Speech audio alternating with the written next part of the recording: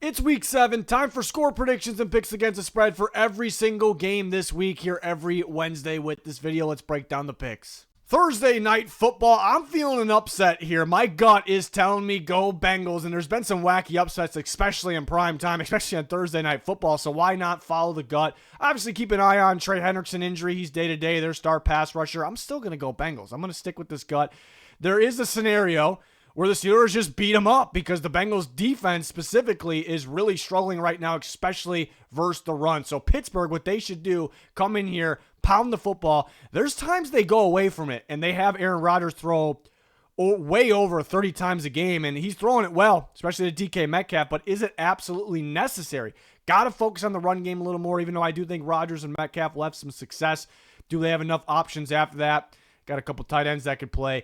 But I'm feeling Cincinnati's offense in this game. Joe Flacco gives them life. He gives those star receivers life. I would like for them to get Chase Brown going a little bit more, but Jamar Chase always dominates in general, but it's specifically it seems to be that he dominates the Pittsburgh Steelers. It could be one of those games right here. I don't love that Mike Tomlin's kind of complaining.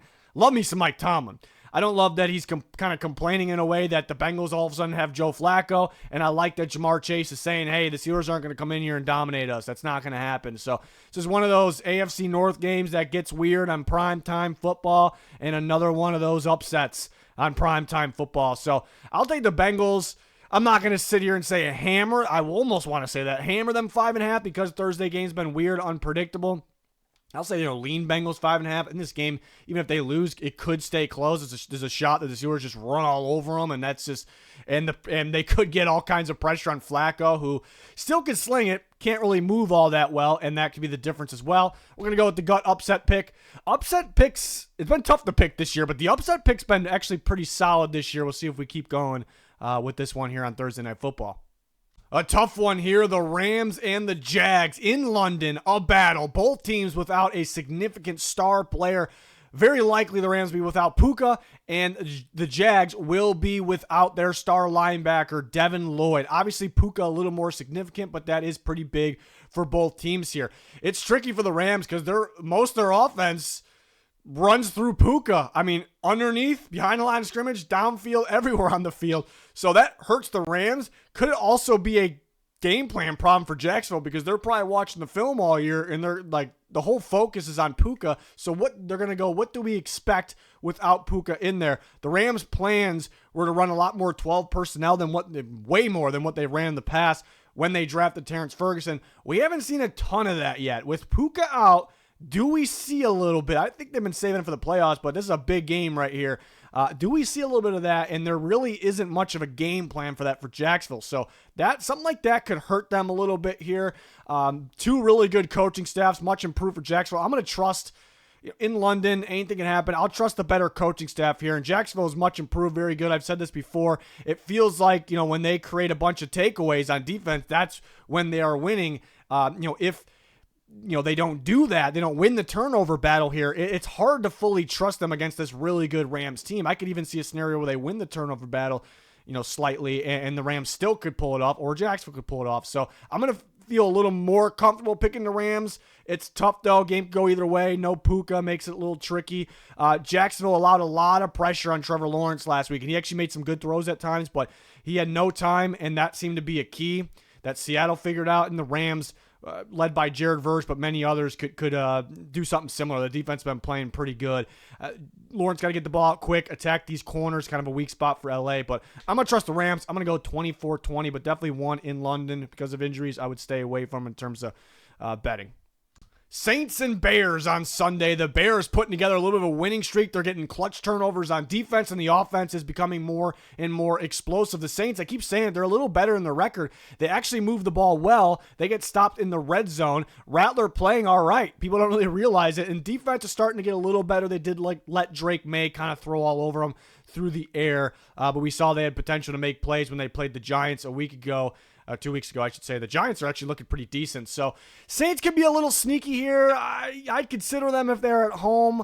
I'll take the Bears at home. Tough place to play. Chicago has the advantage. They feel like the better team right now. This is a big one, though, I think, for both these teams, because both these teams at times struggle in the red zone. Like, they have these crazy drives, or they hit one big play to get in the red zone, or they create a turnover and boom, they're in the red zone. But they don't always finish in the red zone. And I think for the Saints, sometimes it's execution, but a lot of time it's play calling. They overthink it. For the Bears, I think it's more execution. I think Ben Johnson's play calling's fine, but we saw against the Commanders, it looked a lot prettier. So I'm going to trust the Bears, but the team that you could say the team that wins the turnover battle, because the Bears have been winning games because they win the turnover battle along with some explosive offense. And the team that wins the turnover battle probably wins this game. You can easily say that. It seems to be the year of the turnover battle in general. But the team that executes more in the red zone, that could be the difference. Two teams that could do a better job at that. So I expect some field goals here.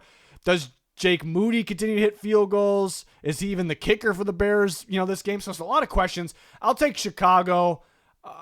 Probably would be a little closer. I think the Bears will have control of this game. I don't think there's really going to be a spot with this prediction of mine that it's like, oh no, the Bears might lose. Maybe. That's definitely possible. I think they'll be kind of comfortable with the Saints kind of trying to keep up with them.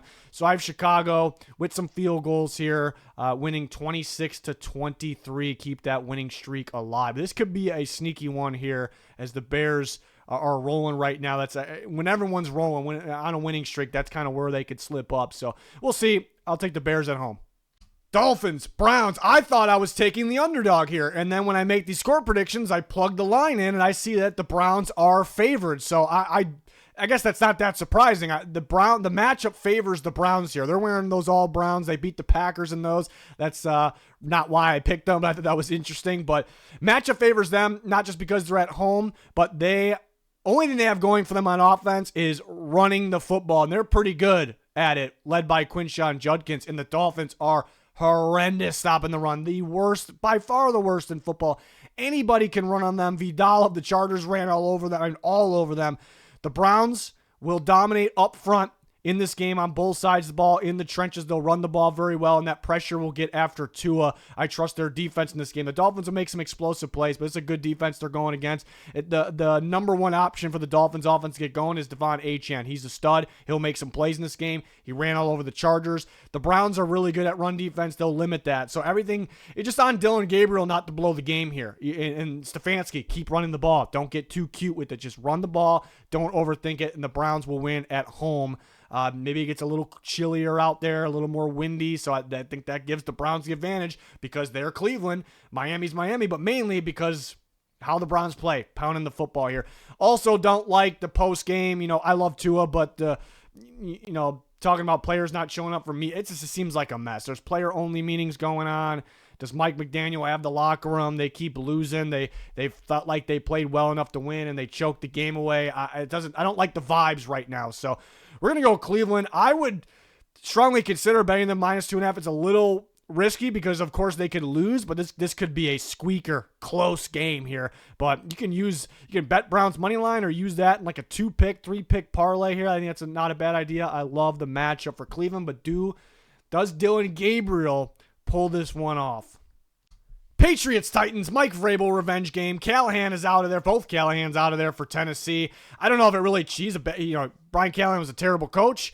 I don't know. It's still a lot of the same in there. So how much actually changes they're going, but maybe there's a spark, the Titans find here after firing Brian Callahan. But they're going against a really tough defense in New England, and their offense is rolling right now. The only thing that's not going well is the run game, but I think they can get that going. They got to give Henderson the ball more. I still don't understand it. For some reason, they really don't like him, but I think he's the better bet than Stevenson in this game. I think Henderson probably going to get limited opportunities, but he can rip off some explosive runs. I'm going to trust Drake May and Mike Vrabel in the Patriots defense. This will be personal for Mike Vrabel. He'll get the job done. 27-16. The Titans could have maybe a little more explosive plays through the air than they normally do, just because, again, there might be a little bit of a spark for Cam Ward and company here after they fire their coach. But I like the Patriots. I would use them in seven's a lot. I think they cover. It's a lot, but I would use them as a parlay on alternate line, -2.5, or money line if you want to put together a money line parlay on Twitter. We had a 4-game team money line parlay that hit last week. So we'll try to do that again. The Patriots could be involved in that. So expecting Vrabel to get the job done in a big-time revenge game that shouldn't be that difficult. Raiders, Chiefs, big line, 11.5, but I like the Chiefs to win pretty big in this game. The Chiefs are starting to get going. They have been getting going the last few weeks on offense, and now they get Rashee Rice back, and it's not like he's recovering from injury. He was suspended. There's really no film, no game plan this year on him at all, obviously. The Raiders just do not have the talent in the secondary to keep up with Rice and all these weapons for Kansas City. The offense will be electric in this game. We know that. And the defense really stepped up. They started to get more pressure than they have really all year in the second half against the Lions of all teams. So that's a really good sign. They'll get after Geno. He's turnover prone right now. Genty's really the only thing they got going for them with Bowers out. Sounds like he still could be out. You're not going to really run over the Chiefs, especially when you're trying to play keep up. So the Chiefs could hold the lead and they can pull away at the end as the Raiders, I don't think they're going to be good from coming from behind here. So, and the Chiefs are a different animal at home. They're a different animal with Rashee Rice. Rice is a lot better than people think. Well, we'll see. Post-injury, had an injury last year, but it's not like he's coming off that injury. He's been, good to go for a bit. So another team I would use in a parlay, Chiefs drop that line down to 5.5. They should win by at least 6, or you can go money line. If you just want to straight, not overthink it, just go a bunch of teams in a money line parlay. There you go. It'd be quite the shocker if the Chiefs lost this one. If it was in Vegas, it wouldn't shock me that much, but it's an Arrowhead. They're a different team there. 30-17, Kansas City pulls it off. Eagles, Vikings, a tough one here. I like Minnesota in this somewhat of an upset. They're at home. They're off the bye. They've been one of the more injured teams in football, but they're going to get a little healthier. And this is as long as Carson Wentz starts at quarterback, which I definitely imagine he's starting at quarterback. He's actually been throwing the ball very well.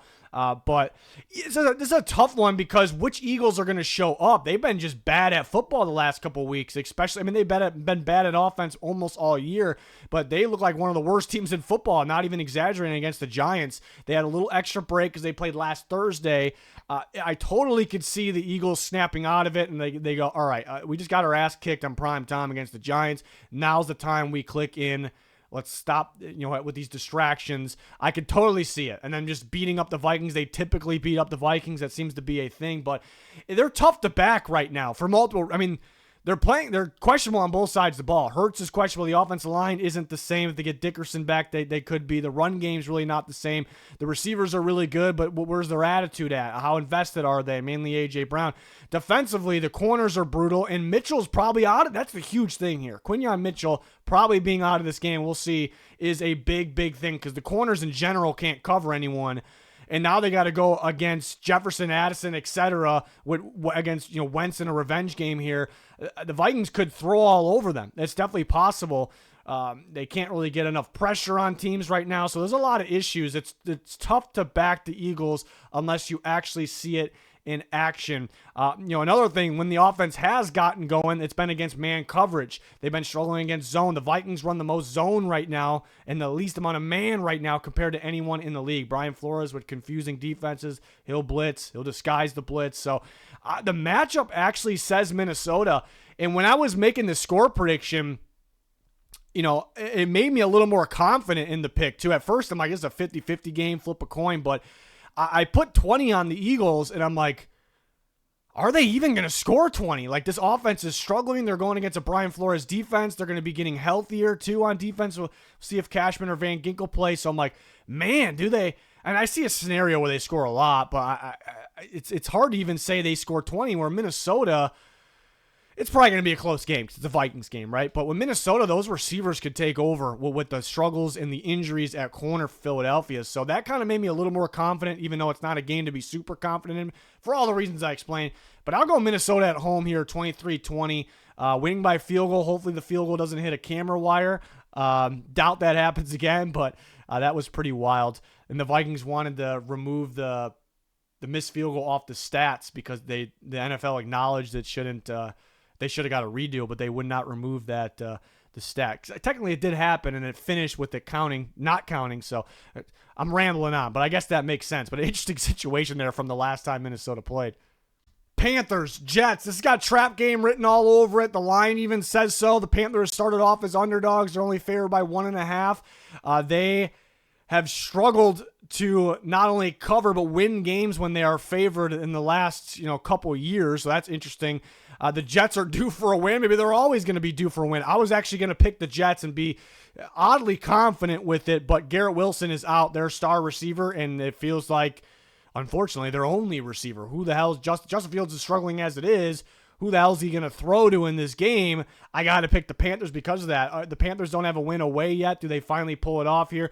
They should. The Jets are the worst team in football right now. I guess debatable with the Titans, but they're the most poorly coached team. Debatable with the Titans. Titans just fired their coach.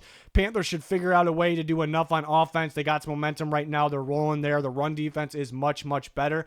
The Jets' run game is still pretty solid, though, with Breece Hall and that run blocking. So we'll see who wins that battle. But I'm going to trust Carolina to make that extra play on offense and stop a Jets team that does not have Garrett Wilson. That's a big factor here. 23-19 Carolina. Things can get weird in this game, so I don't really want to bet it. You could say it's pretty good odds for the Panthers, barely being favored if you want to take them money line. So maybe you take advantage there against the worst team in football. I thought about that, but it's kind of a weird trap spot. Could be an interesting one. Giants and Broncos, an interesting line of 7.5. The Broncos are favored by 7.5. That seems easily at first glance, that seems like too much because the Giants won 2 out of 3 with Jackson Dart. They just shellacked the Eagles. That was supposed to be a bad matchup. And the Broncos are underwhelming mainly on offense and only on offense. And they're just not scoring much points. A very bland offense. Bo Nix is getting pretty predictable on how he plays, rolling out on the same side every time and limiting himself to a certain side of the field, even though he does make some splash plays. So that says, throw all your money on the Giants plus 7.5, but it could be Vegas knows something. It could be a little sneaky. The matchup definitely does say Denver in this game because that defense might be the best in football. They're getting constant pressure. That's tough for a rookie quarterback here.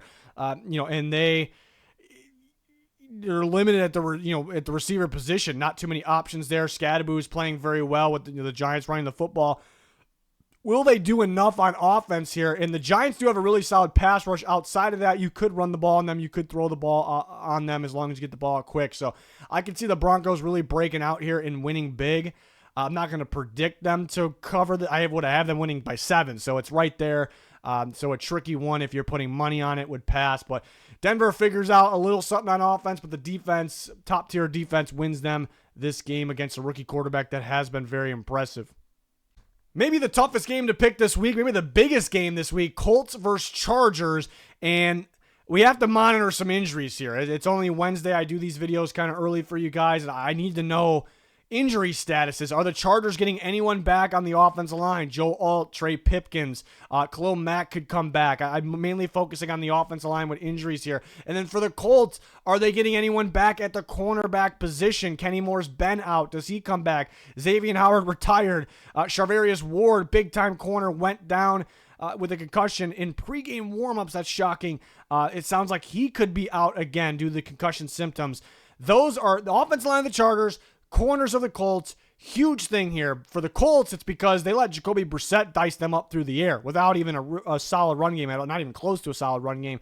So Justin Herbert, with those weapons, despite having no time, he will throw on that depleted corner room if all those guys are out. He'll throw all over them. But if the Chargers' offensive line is banged up, I mean, the Colts got some free rushers, it feels like at times, and that could be the difference. The Chargers kind of have they could turn the ball over a little bit. They could let Justin Herbert get killed all game. Here's a reason for the Colts as well. Jonathan Taylor is running wild. Looks like the best running back in football, and the Chargers are really struggling to stop the run right now. So the Colts could come out and just pound the ball early, drain the clock, keep Justin Herbert on the sideline and score points, and then boom, the Colts are going to win the game if that's the case. But if the Chargers come out airing it out like they could with the banged-up secondary over there, then the Colts are going to have to play keep up, and Chargers defense is pretty tough despite the run defense struggling. They kind of keep everything in front, not allowing those explosive plays, so that could make it a little more challenging for Daniel Jones. So I need to know some injuries here, so that's unfortunate that we can't make a firm pick, but Chargers wearing those new all yellows. They're at home. Colts got to slip up at some point. They got to travel to L.A. Chargers were in Miami last week. It wasn't the prettiest. They were explosive, but it wasn't the prettiest, but Miami's a tough place to play. I'm leaning with the Chargers right now, but we definitely cannot put money on it. Chargers are favored. I'm a little surprised about that. Maybe they're thinking the same thing. 27-24, potential for a shootout, potential for Jonathan Taylor controlling the game all day. I'm going to lean with the Chargers. Justin Herbert to those weapons. See if Johnson comes back. Just throws all over the Colts. Brissett threw for over 300 yards. So give me the Chargers for right now. Good old-fashioned shootout in the works here. The Commanders and the Cowboys. I got the Commanders winning 34-27 in this shootout. The Commanders lost to the Bears because of sloppy turnovers. They moved the ball all game, but they kept shooting themselves in the feet. Now they're playing a defense that's just not going to create those. I don't think it's going to create those turnovers. It's a much worse defense. I think it's the worst defense in football. So the Commanders will be super explosive on offense any way they want. Through the air with Jaden Daniels and company, or on the ground with any of those running backs. And the Cowboys offense, very explosive. You do worry about the Commanders defense as well. It's not good the last couple games we've seen them play, except for the Chargers. The Chargers were able to move the ball on them. They just won the turnover battle, really. But the Cowboys will move the ball. We'll see if Lamb's back. I'm just going to trust both bad defense. I'm going to trust the Commanders defense, Dan Quinn, the experience against Dak Prescott and the Cowboys. I'm going to trust that defense a little bit more. I'm going to trust their offense a little bit more, even though I do have a problem with the Commanders offense right now in Cliff Kingsbury. Even though he's not a terrible play caller by any means, he's running a college offense, and maybe it's because Jaden Daniels needs that offense. It's a college offense. There's no under center. It's making short yardage a pain in the ass. It's making running the ball a little inconsistent because everything's so delayed, because everything is shotgun handoff or shotgun read option. It's a problem. It's going to be a problem. It's a big reason why the Cardinals started to get, there was a bigger game plan out for them, and they got limited. It's because the specific offense that this is. So that's kind of an issue. They're going to have to work through that, but it won't be an issue in this game, or maybe it will. We know it's going to be a shootout. You can't trust the defenses. Maybe it's going to come down to one play, 4th and 1, 3rd and 1, whatever. 4th down, got to score.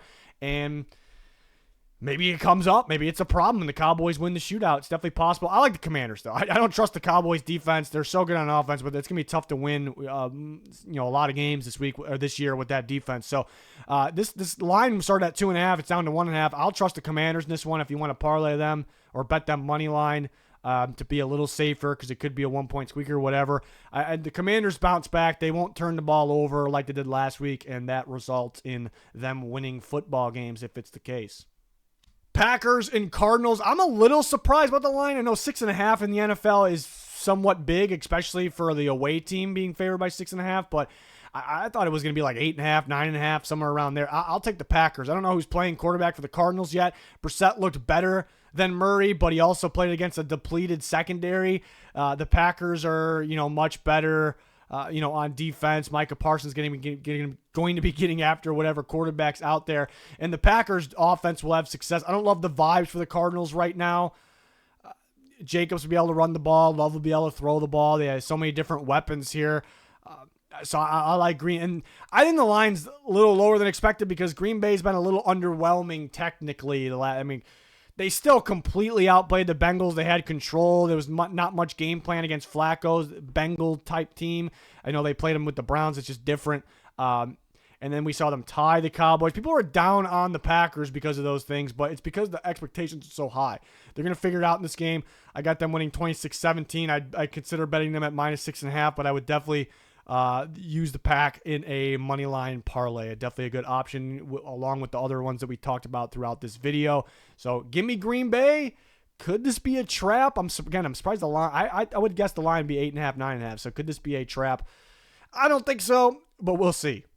Sunday night football, the good one, Falcons and Niners. We just saw the Falcons upset the Bills. Just look better than I'm plain and simple, actually, on both sides of the ball in primetime football. Back-to-back primetime games. They got to go to San Francisco, take on the depleted Niners, even more injured. So the worry with picking the Niners here is they're so injured. Can they keep up looking good? And now Fred Warner, maybe the most important player on that defense.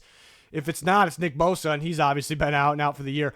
Fred Warner going down could decide this game, really, but I'm going to go with the Niners, and I might be oddly confident this one. They're just so well coached. They're playing overall well. Mac Jones slipped up a little bit last week. If Purdy comes back, then I think it would mean he's actually fully healthy. Now at this point, they're only going to put him in. They're not going to rush him back. If he comes back, he'd be fully healthy. So I'll trust it. I'll trust Purdy maybe be better than Mac Jones if he's fully healthy, but Mac Jones is playing well enough here. Niners seem to play pretty damn well and win primetime games, especially at home in this one. The Falcons got to try to play back-to-back primetime. This one traveling all the way to San Francisco. Another reason I like the 49ers here. The Falcons, they are playing much better football right now. This is a sneaky good team that it makes sense. They're young. They feel like a new team. They have explosive weapons on both sides of the ball, fresh young players. They're going to get better and better and better as the year goes on. So they can be damn sneaky if they get in the playoffs or even in the future years here. My problem with them is consistency. 1 week it's the offense and no defense. 1 week it's the defense and no offense. And even within games, look at the Bills game. They're fantastic, but early the offense was just so explosive. They got them. They put the Bills in a hole. But then the second half, offense couldn't really do enough. They let the Bills stay in the game, but the defense was lights out. Can we get the Falcons offense and defense on the same page at the same damn time, in the same quarter, in the same moment? I need to see more of that because we haven't seen it yet. So a game like this, traveling back-to-back primetime games to San Francisco here against the team that's really good in primetime, are we going to get a full game from the offense and the defense here? Another thing, technically the Falcons' run defense is really, really solid. This is a different test. This is a different test here. And James Cook was running very, very well on the Falcons. It went unnoticed because the Bills were playing from behind and they had to try to play keep up. Credit to the Falcons for creating that. I think McCaffrey's going to run well in this game, and it seems like the Niners can throw the ball downfield, especially with Mac Jones, better than they have been throwing downfield in the past. They might get Kittle back here. Kendrick Bourne's balling out. The more I'm talking, I'm like the Niners are, I don't want to say they're sneaky because they're favored, but they're sneaky to be, what's the word? Like they're going to go out there and play ball. Like they're going to make a statement in this game. So I think there's a possibility there. I think CMC has a good day. The Niners, it's a fun parlay down there for you guys. Niners aren't guaranteed to win by any means. The Falcons look really good, but something to consider there. The more I'm talking, the more I like San Francisco. Will monitor some injuries this week. The Falcons are playing some good football, so a team to watch out for. If they get in the playoffs around that time, they could be extra explosive. One of the toughest ones to pick right there with the Colts Chargers for similar reasons. Who the hell's playing and who's not? Is Mike Evans back against a depleted corner group and maybe secondary for the Lions? But Egbuka out. Godwin out. Those guys are already ruled out. Running back Bucky Irving already ruled out. So that's Jalen McMillan is still not looking, he was supposed to be back by now, but it's not looking good. So the Buccaneers are pretty limited at receiver, especially if Mike Evans. If Mike Evans is out, I'm for sure sticking with this pick that I already have with the Lions. If Mike Evans plays, and we know the Lions will be without their corners, but if the Branch one-game suspension holds up, and Kirby Joseph, who's banged up, even though he came back in the game last week, if both those safeties are out on top of both the corners and Mike Evans plays, I'm probably going to go with the Buccaneers. So that is, I wish I can give you a firm pick right now, but these videos come out on a schedule, but that's kind of where I'm at here. But just breaking down the game in general, and I would love to pick the Bucs every week. I've said that before. I love watching them play. I love Baker. He's got to be the MVP at this point. Got to finish the year. And they just find ways. You just not really a team I want to doubt, and I'm not doubting them really. But again, the defense has been giving up a lot through the air, but they could get guys like Zion McCollum back. That could be a factor here. This is a weird spot. It's similar to the Chiefs spot last week who played the Lions, where they're coming off a tough primetime loss, but they're going to be home in primetime. In the Jacksonville game, they didn't get the calls they normally get, and they didn't get called for anything in the Lions game. The Lions everyone's ripping the reps for that, the league for that. So now the Lions are in the get right spot at home, prime time. So, and the line is surprising at 5.5. That tells me Vegas, they're baiting people to take the Bucs with that. That's exactly what that says. So they just know the Lions are going to win, and maybe they win big. I don't really see them. I think it's going to be a close game, back and forth shootout. Problem for the Lions is if they don't convert fourth downs, they're in trouble. If they get down from behind, which is very possible with that Baker Bucs high-powered offense, then it kind of takes the run away from them, and that's kind of an issue. They had issues with the Bucs last year, so that's an issue as well. A player that the Buccaneers always, for some reason have an issue. Well, he's really good. Issue with is Amon-Ra St. Brown. So I don't know the exact lines on him right now, but bet St. Brown anything, touchdown, yardage. The yardage probably gonna be really high though. Maybe an alternate line there. So I think he has a big day from the slot. Bucs giving up a lot through the air. The Lions could get some guys back like Taylor Decker and Ali McNeil. Ali McNeil's a star nose defensive tackle, I should say. He can play nose as well. He might finally be back for them. We'll see. Bucks usually got a really good run defense, but the Lions got a really good rush offense. We'll see that battle, obviously. So I'm leaning Lions at the get right spot is mainly what it is. At home, prime time, going to be a close one. We're going to monitor these injuries. How are the safeties playing for Detroit? Is Mike Evans playing? But he's, feels like the only receiver. I mean, Tez Johnson can make some plays, obviously. We'll see. Bet on St. Brown. That's the player to watch this week. Always dominates the Bucks, and I think I'm pretty confident he'll have a big game. But give me the Lions for right now, 28-27, a potential shootout in Detroit in prime time. Another Monday Night Football game and another good one. Texans at Seahawks. I have Seattle pulling it off 19-17. Yes, a big-time defensive game. What I like about Seattle right now, though, they're playing offense, too. They're very balanced. The passing game looks ridiculous with Darnold and JSN right now. The defense really got going last week. We know Mike McDonald always has a good defense, but the pass rush dominated Trevor Lawrence and the Jags, and that was the difference. So it could continue to roll in a game like this. Part of me is like, Seattle's going to roll in this game because the biggest weakness for the Texans is offense for multiple reasons, but mainly their pass protection. And Seattle is just going to feast.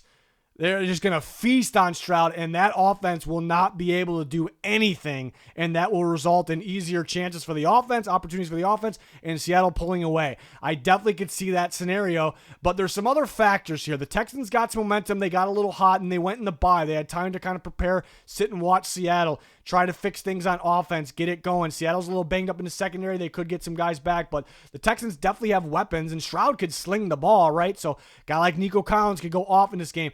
But we talked about how good Seattle's defense is. The Texans have a great top-tier defense, probably a top-2 defense football. I think them and the Broncos right now. And they got a nice break. They have the best pass rush duo in football. They can get after Darnold, make him maybe a little, he's been playing great, but make him a little uncomfortable.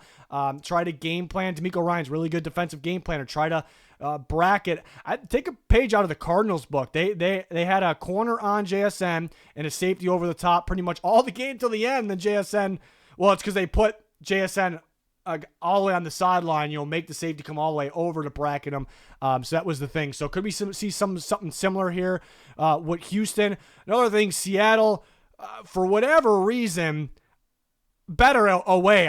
It's hard to believe that's a thing because it's Seattle. That 12th man, it's crazy. But so team off the bye that possibly could get right with an elite defense. I think that makes it a little closer here than possibly expected. Another thing for Seattle, they try to insist on the run game even when it's not working, and they also can get conservative. So I could see a game where Seattle, kind of like the Cardinals game, where they dominate most of this game with their defense and they do enough on offense, and then they get a little conservative and the Texans kind of come back. I could see that. So that's why I'm not going to predict the Seattle ass beating. And of course, Houston could win this game with defense and just maybe they figured something out on offense. Maybe they attack downfield against a little bit of a banged up secondary. So Houston realistically could win this game. So I'll go close one, 19-17. I have to trust the Seahawks mainly because their pass rush versus the Texans offensive line. So here's a recap, all the picks I made against the spread. Next video will be a locks video. I'll tell you exactly what you should take. We're kind of getting a little more comfortable as the year goes on here. And we're going to probably, sloppy football is going to cut down. It's going to be a little bit more predictable.